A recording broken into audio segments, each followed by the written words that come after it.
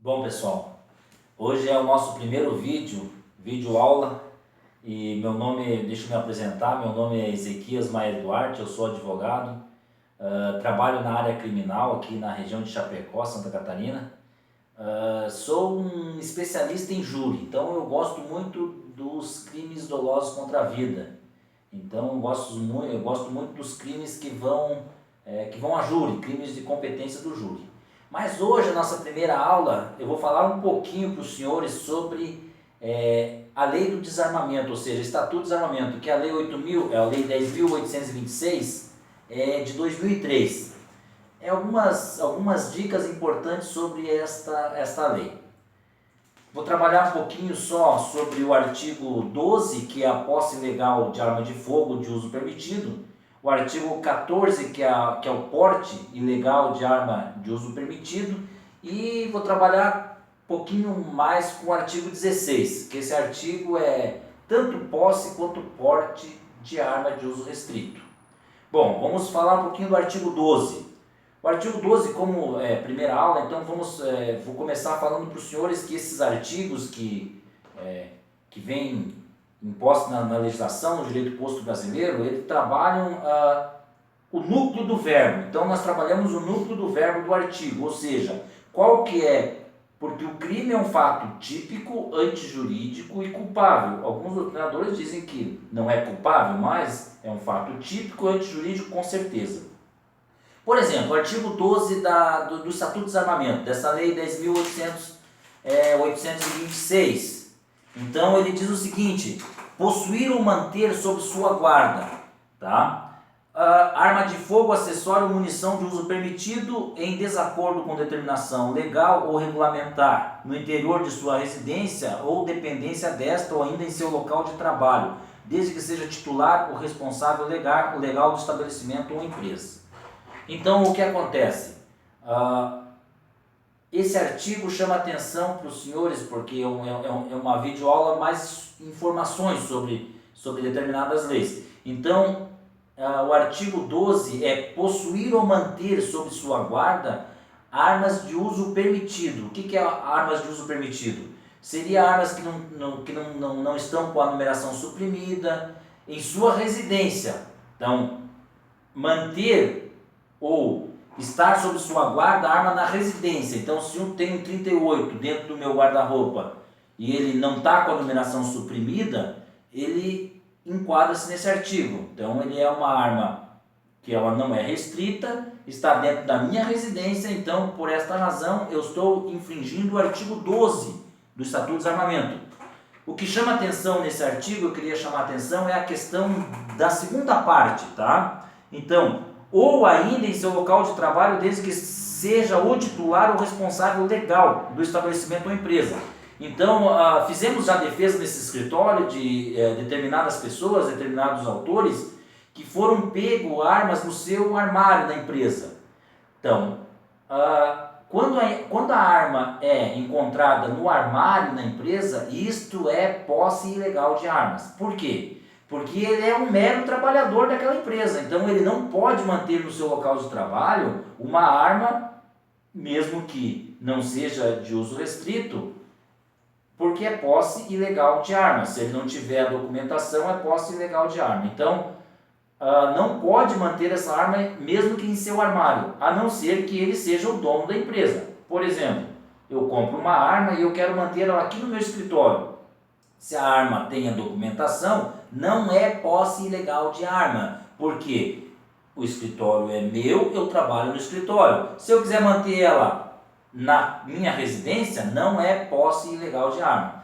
Desde que, se eu quiser transportar esta arma da minha residência até o meu escritório, ou vice-versa, se eu quiser levar a arma do escritório para a residência, eu tenho que solicitar uma guia de transporte para a Polícia Federal. Então essa guia de transporte ela vem com uma data limitada e eu quero transportar minha arma, vou para casa vou para casa dos meus pais em Porto Alegre e eu quero levar essa arma, não quero deixar no escritório. Então eu vou lá, pego uma guia de transporte, falo, vou para casa dos meus pais, vou ficar lá 15 dias, quero essa guia de transporte e quero uma autorização para manter essa arma lá na casa dos meus pais. Então, quanto a esse artigo 12, a posse, tá, ilegal de armas, ele é um artigo que a detenção é de 1 a 3 anos, ou multa. Então, a pena é uma pena relativamente baixa, é de 1 a 3 anos.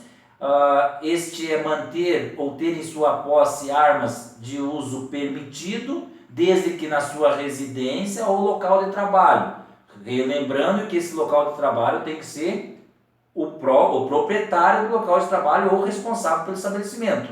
Então, senão não cabe a posse legal de arma. Daí caberia o artigo 14, que é porte legal de arma. Então, o resumo que se faz desse artigo 12 é que manter, né, ou possuir arma de fogo na sua residência ou em local de trabalho, desde que seja o proprietário ou responsável pelo estabelecimento, e ela não tiver a documentação, ou seja, registro, é posse ilegal de armas.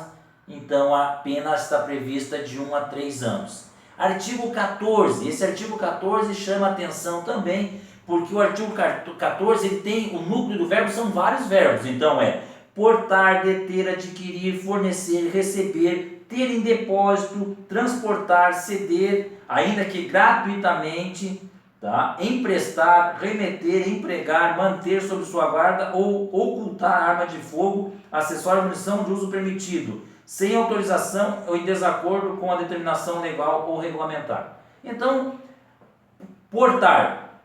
Portar, o verbo já diz, portar, estar de porte desta arma. Então, está com a arma na cintura, está com a arma portando esta arma, tá? Deter, eu detenho esta arma, então eu detenho lá no meu veículo, é porte legal de arma. O que chama atenção na questão do veículo é, se eu estiver com a minha arma desmontada no veículo, é porte legal de arma? Depende. No direito penal, tudo depende. Então, se ela estiver desmontada, exemplo, minha pistola está dentro do meu veículo, mas está desmontada. O ferrolho está lá no porta-malas, no bagageiro, e a outra parte da arma está ali, no porta-luvas. Isso não configura porte legal de armas. Por que não configura?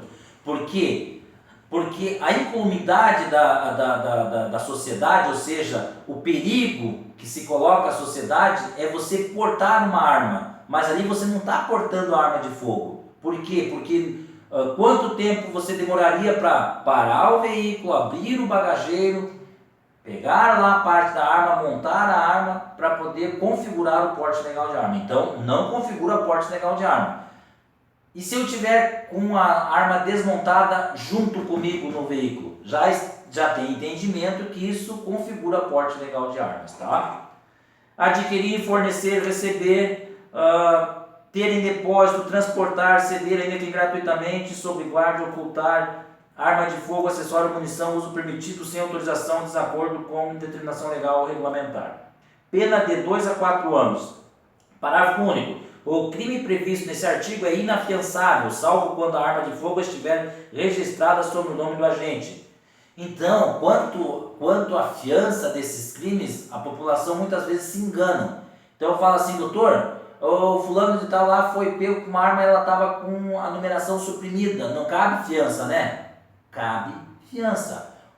É que a fiança ela é atribuída pelo juiz de plantão. Quando o advogado vai lá e faz a petição para o juiz de plantão, o juiz de plantão atribui a fiança. Agora, nesse artigo 14, esse parágrafo único, ele foi considerado inconstitucional. Então, no julgamento da DIN 3.112 de 2007, declarou-se a inconstitucionalidade dessa parte, desse parágrafo único. Por quê? Porque é afiançável. Então, aqui na região de Chapecó, quando um agente é preso com porte ilegal de arma permitida, o delegado geralmente arbitra uma fiança de um salário mínimo. Então, esse salário mínimo é pago, já é pago lá na própria delegacia, tem que ser em dinheiro, não pode pagar em cheque, não, tem que ser em espécie. Paga-se a fiança e é liberado.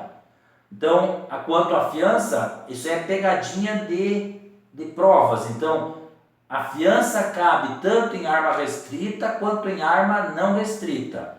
Porém, o artigo 14, a fiança é estipulada pela autoridade policial, ou seja, pelo delegado.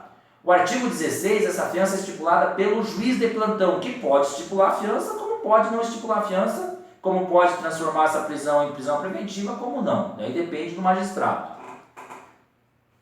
Artigo 16. Esse artigo 16, pessoal, vamos dizer assim, é uma burrice do legislador, tá? Por quê? Porque o legislador, nesse artigo 16, ele deixou muito amplo esse artigo. Então, é um artigo que ele é muito amplo. É um artigo que o pessoal, acho que não sei se ficaram com preguiça ou o que aconteceu, o legislador deixou o artigo 16 numa amplitude muito, muito grande. Para os senhores terem uma ideia, se pegarem um indivíduo com 22, ou seja, um 22zinho, mas ele está com a numeração suprimida, ele enquadra-se nesse artigo. Então, esse artigo, a pena é de 3 a 6 anos, então enquadra-se nesse artigo. Se pegarem outro indivíduo com R15, que a munição é 5,56 polegada, vai pelo mesmo artigo, 3 a 6 anos.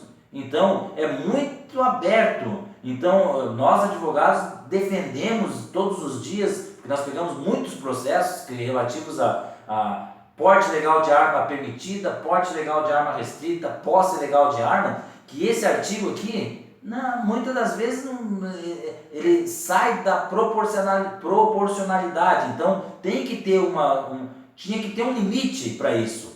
Então o artigo diz o seguinte: possuir, deter, portar, adquirir, fornecer. Então já começa assim: possuir, portar, deter. Então não tem posse ilegal de arma restrita. Se encontrar um agente lá, ele estava em via pública com 38 e ele estava com a numeração suprimida, ou seja, a numeração raspada, enquadra-se no artigo 16. Se pegaram esse mesmo indivíduo, mas em casa, com 38 dentro do guarda-roupa, no meio das roupas, e a numeração era suprimida, artigo 16. Então, é o mesmo artigo. Receber, ter em depósito, transportar, ceder, ainda que gratuitamente. Daí segue a mesma do artigo 14, porém, para arma restrita. Tá? Aí é o seguinte: nas mesmas penas incorre quem? Suprimir ou alterar marca, numeração ou qualquer sinal de identificação da arma de fogo ou artefato. Então, geralmente, o que acontece? A autoridade policial vai lá, tipifica o crime e colocam e fazem o inquérito policial, mandam para o Ministério Público e eles apresentam denúncia geralmente nesse inciso, tá? Então, rasparam a numeração, mandam para lá. Aí eu chamei a atenção num processo que tem uma numeração interna lá, pedi para fazerem perícia de novo na arma, alegaram que aquela numeração era só do lote das peças e não da arma em si. Tudo bem, não tem o que falar. Modificar as características de arma de fogo de forma a torná-las equivalente à arma de fogo de uso proibido ou restrito ou para fins de dificultar de qualquer modo induzir erro autoridade policial permitido por juiz. Isso aí é bem simples. Uma espingarda é permitida, mas aí eu pego aquela mesma espingarda e altero ela para colocar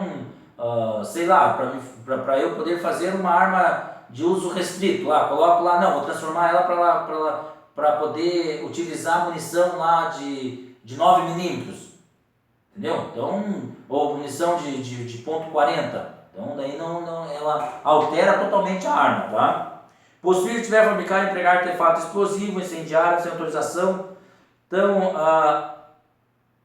portar, possível de transportar ou fornecer arma de fogo com numeração, marca ou qualquer outro sinal de identificação raspado, suprimido, alterado, vender, entregar ou fornecer ainda que gratuitamente arma de fogo, acessório, munição explosiva a criança ou adolescente.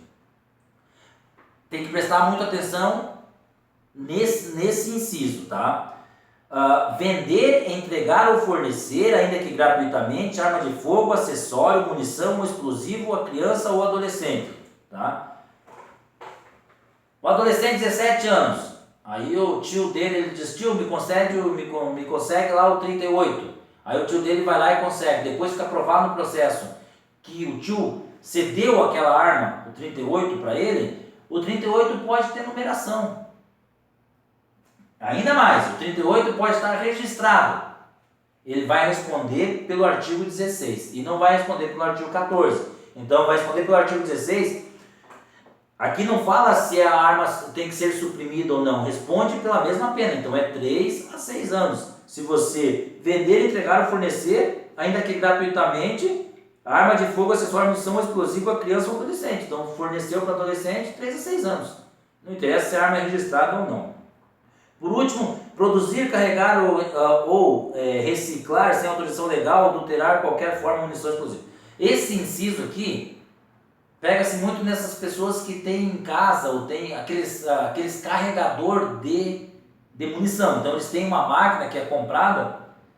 Essa máquina, se eu não me engano, custa, acho que custa em torno de 2 a 3 mil reais, que você leva para casa, você recarrega aqueles cartuchos vazios. Então, não chama-se cartucho, estojo. Os estojos estão vazios, eles compram o estanho, compram e colocam a pólvora e recarregam. Isso aí enquadra-se também no artigo 16.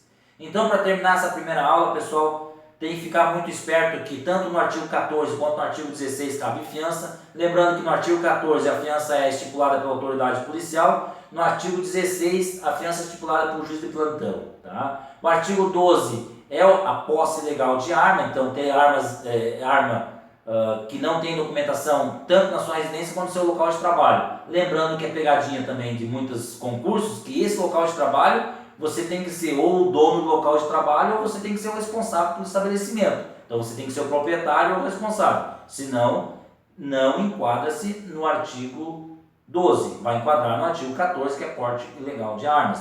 E o artigo 16 é, como eu estava falando, é um artigo muito amplo, que na minha concepção tinha que ser feito urgente uma reforma desse artigo, ou seja, tinha que qualificar o autor. Por exemplo, pegou o autor lá com um 38 raspado, tinha que ser um artigo. Então, até determinado tipo de armas, um artigo. Mudou a arma, daí muda seu artigo. Por quê? Porque o perigo para a sociedade é quando se prende, por exemplo, uma garruncha que está com a raspada. Então, tem garrunchas aí que é um tiro só, ou seja, um disparo, está raspado, é de 3 a 6 anos. Aí você pega lá outro indivíduo com um fuzil R15 ou um AK-47, aí pega lá com mais um monte de munição, a pena é de 3 a 6 anos, o juiz fica ali amarrado naquela pena.